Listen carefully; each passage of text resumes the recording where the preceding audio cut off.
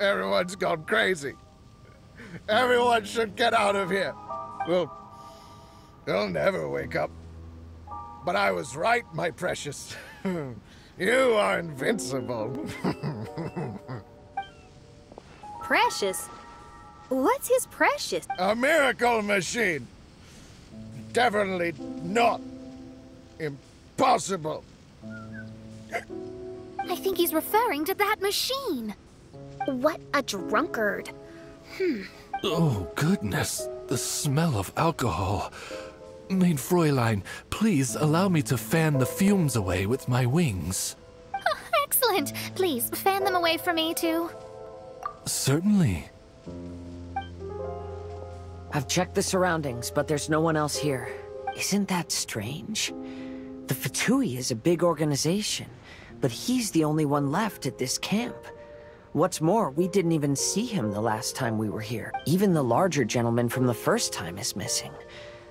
I think they must be hiding somewhere. As for why they may be hiding, I'm afraid we'll have to ask him. But he's as drunk as Tone-Deaf Bard. Should we wait for him to sober up? Cleanse him with the holy spring of punishment. Mein Fräulein means to splash him with water. Ooh, sounds like a good idea. Let's try. Hey, he opened his eyes. Huh? Hey, are you one of the Fatui? Can you tell us what happened here and what that machine is for? Fatui. Those blockheads from the administration will regret it now. That's what you get for rejecting my research, forcing me to conduct my research on this deserted island. My precious. Why is he crying? Looks like he has a lot of pent-up emotions. You mocked me and my precious invention. You don't know anything about the future. Only my invention can help us conquer the world. Idiots. Such idiots. Ow! Don't hit me. I won't blow up the lab again. This man's gone insane. There's no way we can communicate with... He wasn't like this when we first met him. It looks like the effects have grown worse, to the point of driving him mad. My manuscript. My manuscript. Only that can save... Manuscript? Where is it? Don't yell at me. Don't yell at me. Official, don't yell at him. Then I'll... Let me try. Kind sir, look at me. Now, tell me, where did you hide your manuscript? No, don't force me to write a report. Go away. He's completely lost in his own imagination. Allow me. Please excuse me.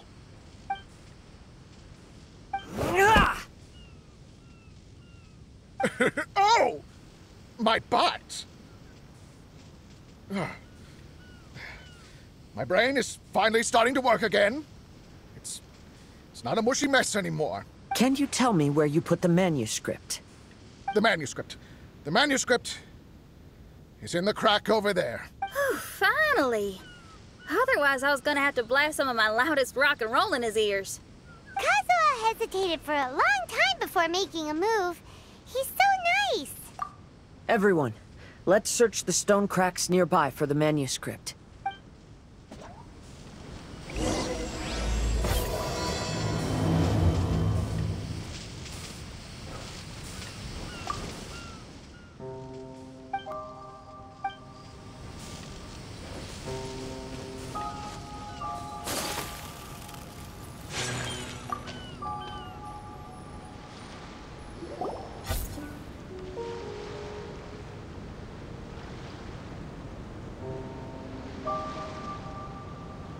Found it!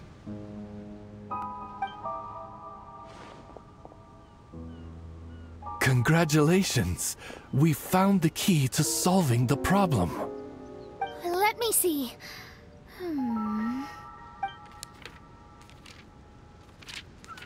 Just as I thought. This machinery, named cognitive mimicry, is capable of altering the state of people's brains. It was invented by the researcher we met earlier. His name is Persakov. According to the manuscript, the Fatui officials did not support Persakov's research. They believed he had taken the wrong path. But Persakov insisted on putting his machine to use. In order to achieve that, he disassembled the machine and used his connections to transport the parts to this deserted island. How did they find this island? The Fatui's intelligence network is not to be underestimated. Persakov was dead set on carrying out his experiments on this island. Most of his subjects were junior Fatui soldiers who all signed a waiver beforehand. It looks like they really thought this machine would benefit the Fatui. How does the machine work? That's most likely top secret. The manuscript didn't reveal any details, but Persakov did mention that the machine was modeled after the power of a god. Does that mean there's a god connected to these dreamlike mirages, and the Fatui found a way to research it? Clearly. Otherwise, they wouldn't have been able to reproduce the god's power. Anyway, Persakov's experiment did not go as planned. The machine broke down just days after it was activated. They tried to fix it, but the technologically illiterate Fatui soldiers completely ruined the machine. Even its most important component of all, the crystalline cores, got ejected and disappeared. A testament to the importance of maintenance in all aspects of life. I believe Persakov may be a mad scientist, but he didn't want to see his subordinates suffer. Besides, if he didn't solve the problem, he would end up going insane as well. As a last resort, Persakov went out on his own to look for the cores. But he was just a sickly researcher, unfit for the task. He had to give up. Then, Persakov went searching for the soldiers who had gone mad and strayed from the group, and took them to a hidden cave. I think that was where they were at the day we arrived on this island. Persakov was taking a strong Fatui soldier somewhere. Yes, it took Persakov all of his strength to get all the missing soldiers into the cave. He tried to snap them out of it with music and poetry, but nothing worked. We came here once, but there was no one around. Come to think of it, that must have been the day Persakov was busy gathering the soldiers into the cave. There's good news and bad news written on the last few pages. The good news is, Persakov managed to figure out the location of the crystalline cores by piecing together the snippets of information he could get from the delirious soldiers. The bad news is Persakov failed to revive them and eventually succumbed to the device's influence himself. The last few pages of the manuscript are just unintelligible drunken scribbles. It appears that the responsibility for this issue now falls to my retainers and I. There's a map in the manuscript. The markings should indicate the locations of the crystalline core.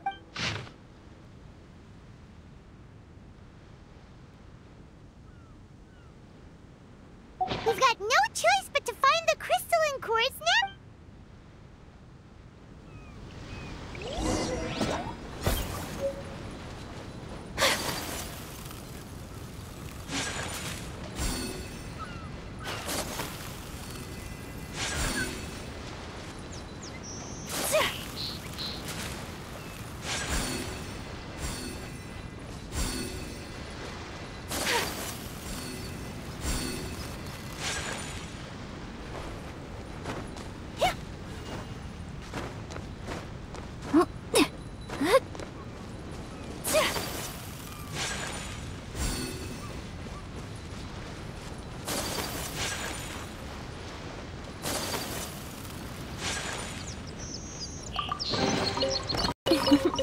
Today is a lucky day.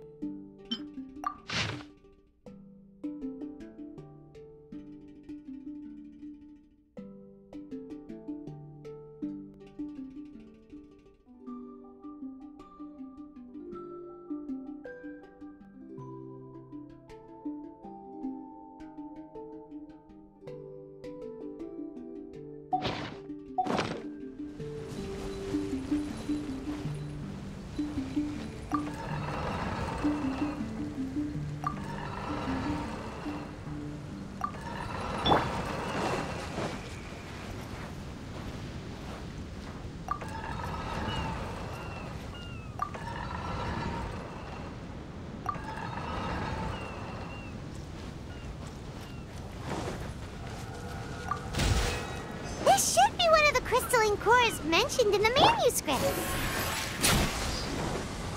Brace yourself.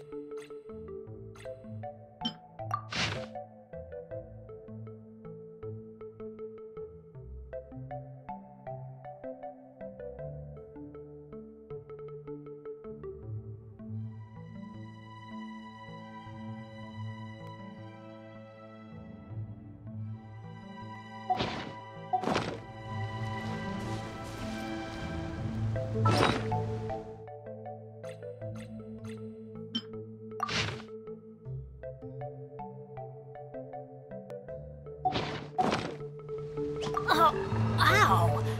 Where did that come from?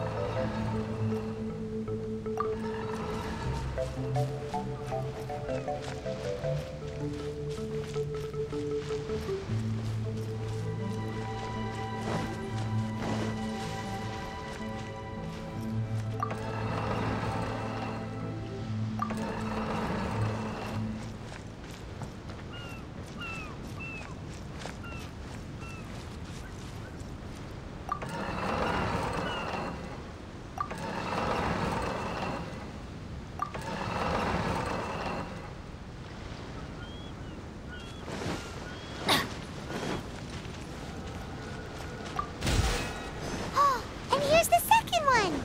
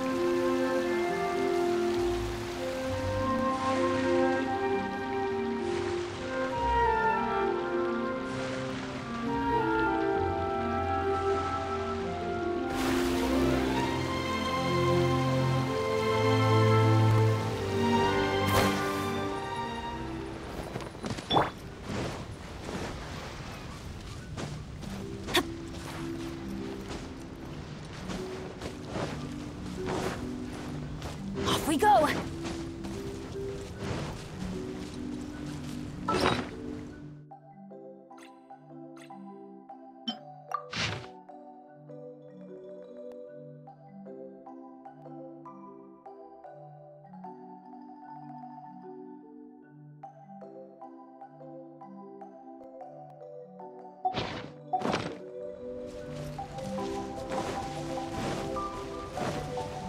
Adventure time!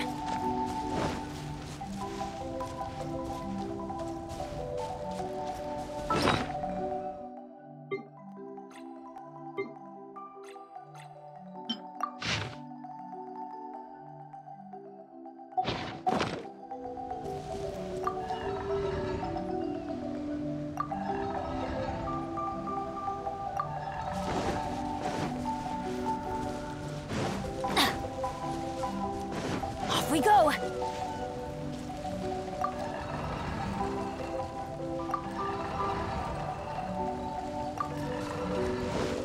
Adventure time! We found all the crystalline cores! Let's put them back into the machine!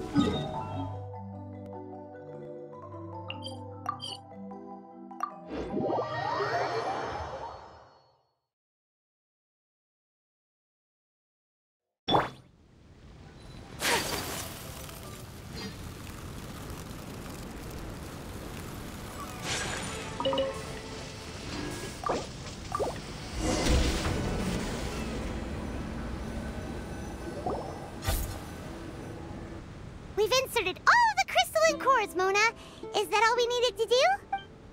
I think so. That's what the manuscript says, anyway. Let's give it some time. Hopefully it'll return to normal.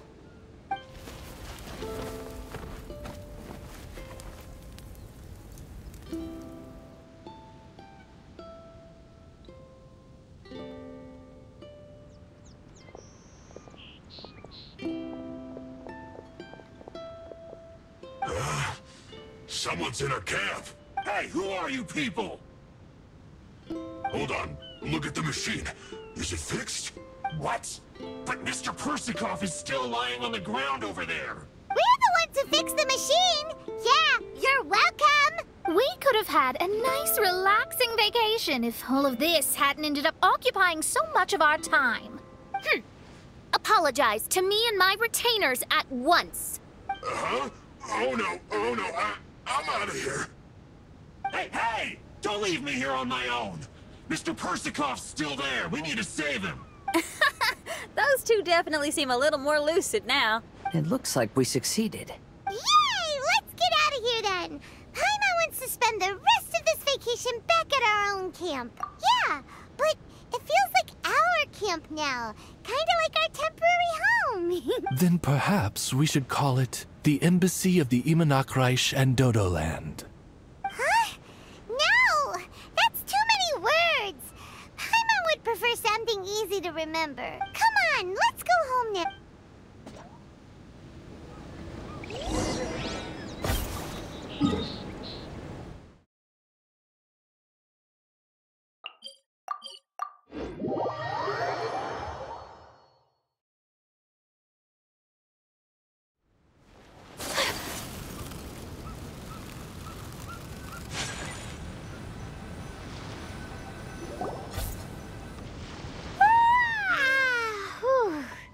After coming home to a nice big meal, then having a long lie down, Paimon's finally starting to feel relaxed. Is the hospitality of the Imanakreich to thy liking? Paimon's loving it. Wonderful. Main Fräulein invited you all here not only to witness the arrival of our Holy Land, but most importantly, she wished that you could all relax and Great. Well, I've come to the right place. I love it here. May this place become an eternal paradise. Main Fräulein says she hopes to go on more adventures with you here in the future. Of course. And you should come find me in Liyue when you get the time.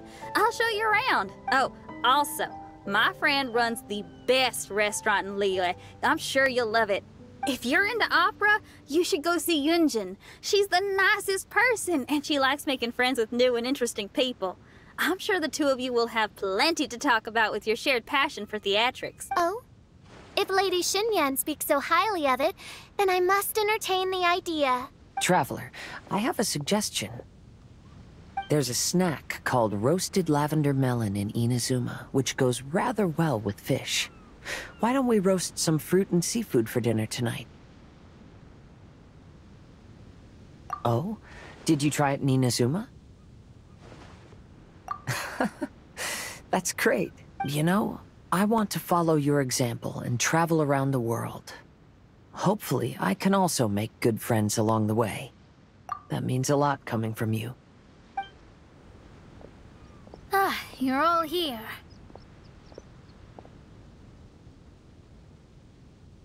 I've noticed an issue. Although we've fixed the machine, as you can see, the mirages on the islands have still not disappeared. I've noticed that too.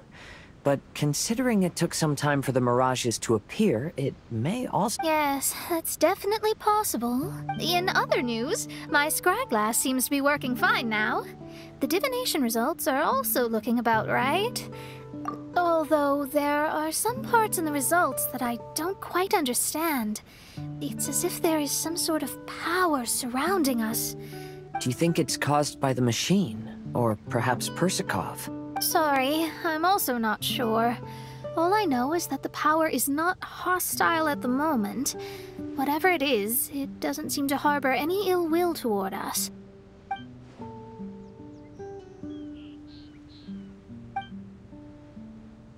Well, although there's nothing left to disturb us and we can finally kick back and enjoy our vacation, we still ought to be cautious while we're on these islands.